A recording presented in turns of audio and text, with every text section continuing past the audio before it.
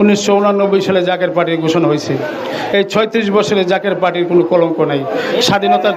স্বাধীনতার 54 বছরে এই দেশের মানুষের ভাগ্য পরিবর্তন করার জন্য কোনো রাজনৈতিক দল বারবার আমাদেরকে আশ্বাসই দিয়ে গেছে, কিন্তু আমরা প্রতিফলে কিছুই পাইনি।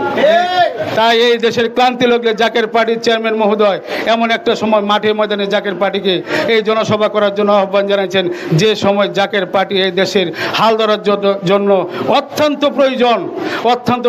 জাকের পার্টি গরিব দুঃখী মেহনতি মানুষের পার্টি। ভাইয়ের আমার, অনেক বড় বড় রাজনৈতিক দলের আমাদেরকে জীবন ভরা শুধু আশ্বাসই দিয়ে গেছে, আর আমাদের বিনিময়ে আমরা কিছুই পাইনি।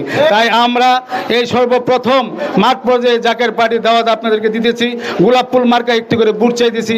যদি সামনে নির্বাচন হয়, হিজবুল ইমাম জাকের পার্টির মহামান্য চেয়ারম্যান বলেছেন যে আপনারা মানুষের ঘরের দুয়ারে দাওয়াতটুকু পৌঁছান, গোলাপ ফুলের দাওয়াতটুকু মানুষকে দেন। জাকের পার্টি নামক একটা সংগঠন আছে, সেটা মানুষকে জানান।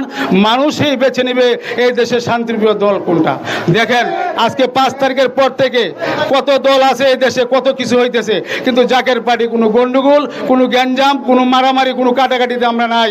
আমরা আছি আল্লাহ রাসূলের দল নিয়ে, আমরা আছি শান্তিপ্রিয় ইসলাম গঠন করার জন্য, আমরা আছি মানুষকে শান্তি দেওয়ার জন্য। আপনারাই বিবেচনা করবেন সামনে যে কোন দলকে এই মুহূর্তে ক্ষমতায় বসানো দরকার, কোন দলকে ক্ষমতায় আসা দরকার, কোন দলকে এই মুহূর্তে ক্ষমতায় বসলে আমরা গরিব দুঃখী মেহনতি মানুষ কিছু পাবো, সেই চিন্তা আপনারাই করবেন।